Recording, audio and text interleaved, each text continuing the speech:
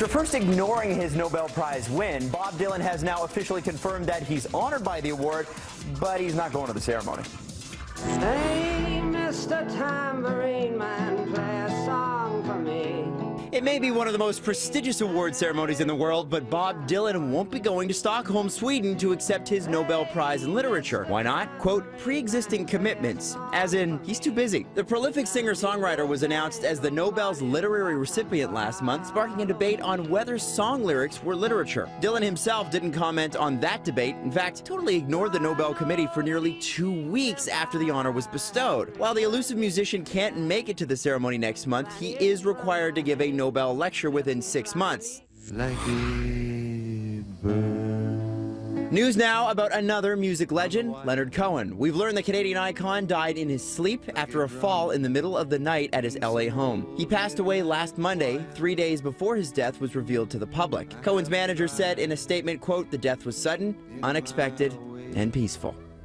This is Bravo Squad, a group of genuine American heroes. Ang Lee's big screen adaptation of a best-selling novel, Billy Lynn's Long Halftime Walk, hits theaters tomorrow, introducing the world to newcomer Joe Alwyn. Terry caught up with his co-stars who say he's a natural in this biz. Tell me about your experience working with Joe, who is remarkably a standout in this. I had no idea it was Joe's first movie. I just assumed he had done many films, and to think it was his first movie.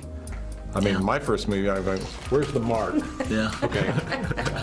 I think there have been some pretty good war movies, but this one is a very different thing because the war is put into the background. It's almost, you're seeing their psychological state. What it tries to do, and what I think, honestly, I think it genuinely accomplishes is like humanizing a very remote notion, which is the soldier. I mean, this is such a cliche, but we do watch wars on TV, and every single outlet you may choose to watch is providing a different version of that war, highlighting that fact and the frustration in that, and just the humanity in having to actually like live that life is presented. Also in theaters tomorrow, the neo-noir psychological thriller Nocturnal Animals. The film sees Susan, played by Amy Adams, receive a manuscript written by her ex-husband, played by Jake Gyllenhaal. The manuscript plays out more like a movie within the movie, as we're told the story of Tony, also played by Gyllenhaal, getting revenge after his wife and daughter are raped and murdered by a trio of bad guys led by Aaron Taylor Johnson.